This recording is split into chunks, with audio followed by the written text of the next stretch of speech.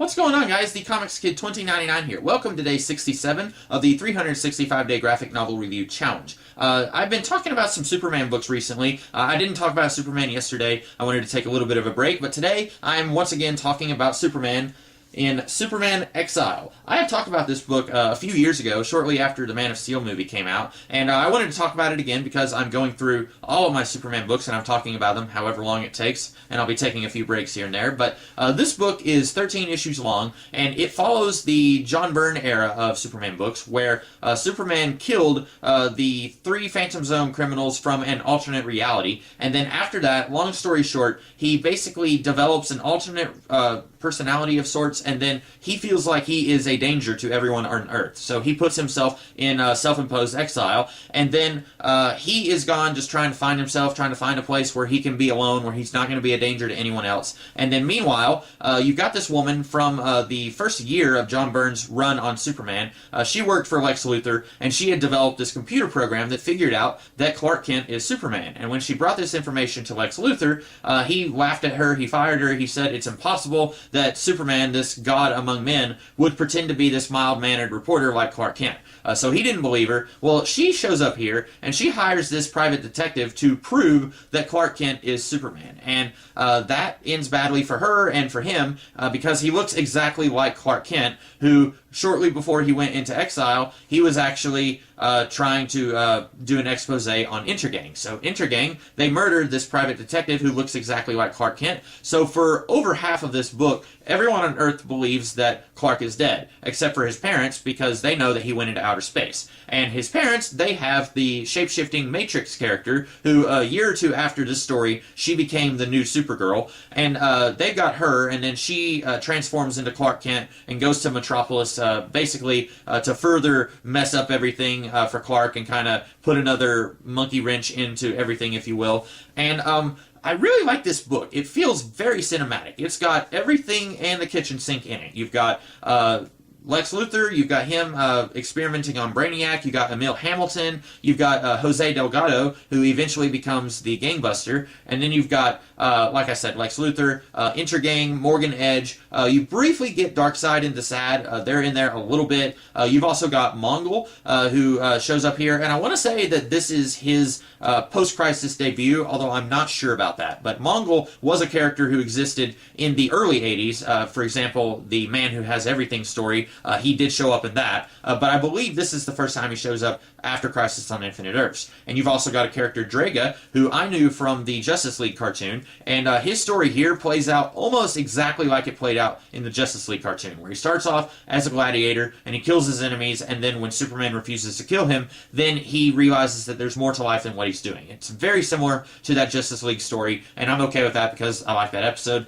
And then you've also got Superman. For about 4 or 5 issues, he is just kind of going around the universe trying to find a place to live, and honestly, that's my least favorite part of this book. This whole thing is 13 issues long. I feel like it could have been about 10 issues long. You could have cut like 3 of those first few issues where Superman is off in space. You could have truncated this whole thing, condensed it a little bit, because those issues are sinfully boring. Out of the first 4 issues where Superman is just going off into space and whining to himself, there's exactly 1 issue where there's some plot stuff going on. And we find out simultaneously, while Superman is fighting these brains in jars in outer space, that these brains in jars had actually taken control of him on Earth sometime before he went into exile, and he was under the impression that they had forced him telepathically to murder themselves, and then he finds out here, oh no, they didn't actually do that, they used their own telepathy to murder themselves. So Superman, don't worry, you're not a murderer, except that he did murder those 3 Phantom Zone Kryptonians.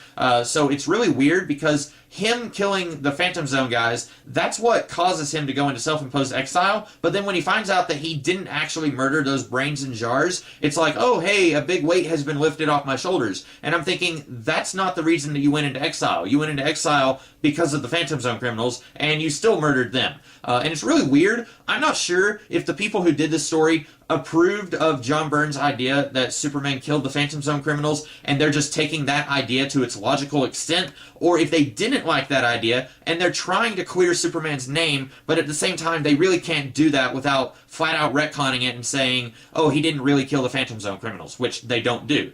So I'm not really sure if they were just trying to kind of clean it up a little bit, or if they were fine with it and they were just trying to do a story that they felt worked if they spun it off of what happened in John Byrne's run. But those first few issues are just really bad, and then it's about 5 issues in before Superman is kidnapped by Mongol, and that's when things start to pick up for him in outer space, and things are honestly pretty interesting on Earth the whole book. I really like what's going on every time we're on Earth with Lois Lane and with all the stuff with Intrigang and Lex Luthor. I like all of that throughout the entire book. But it's only about a third of the way or half the way through the book when things really start to pick up with Superman in outer space. But I like this book quite a bit. It does have some problems. It is a little slow at times, and it is referencing some stuff from the John Byrne run that I don't think necessarily works very well, but it does introduce some elements into the Superman mythos that are still important today, so that's really interesting. You get to see the alien who created the Eradicator, and I'll be talking about that more in another couple of days, but this also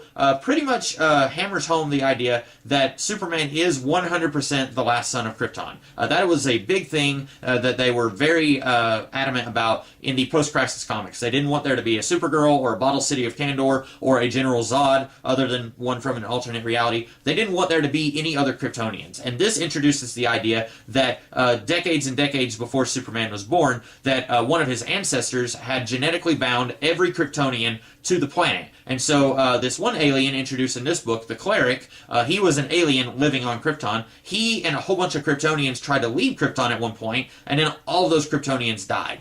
So it is 100% certain that Superman is the last son of Krypton as of this book. Of course, later on, that is, I don't want to say ignored, or I don't want to say retcon, but it is definitely ignored. Because you get to, like, the New Krypton stuff that happened just a few years ago, and they're straight up ignoring that. They're saying that, yeah, there's lots of Kryptonians out there, and I don't know if they were actually doing a story where they retconned this idea that Kryptonians were bound to the planet, or if they just gently ignored it and just moved on and did a new story that contradicted it. But either way, that was a thing for a little while. And then this also, like I said, it does Mongol. It's got a whole lot of really cool stuff in it. And really, it's just the first third of the book that doesn't really work for me. But if you're interested in seeing Superman struggle with the fact that he has killed people before, which is something that a lot of people wish they had seen in the Man of Steel movie, if you feel strongly about Superman killing people, which most people do, then I would suggest that you check this book out. It's not perfect. It still has some bumps in the road, but it's very enjoyable. I really enjoyed it myself. And that is all that I have to say about this Superman book.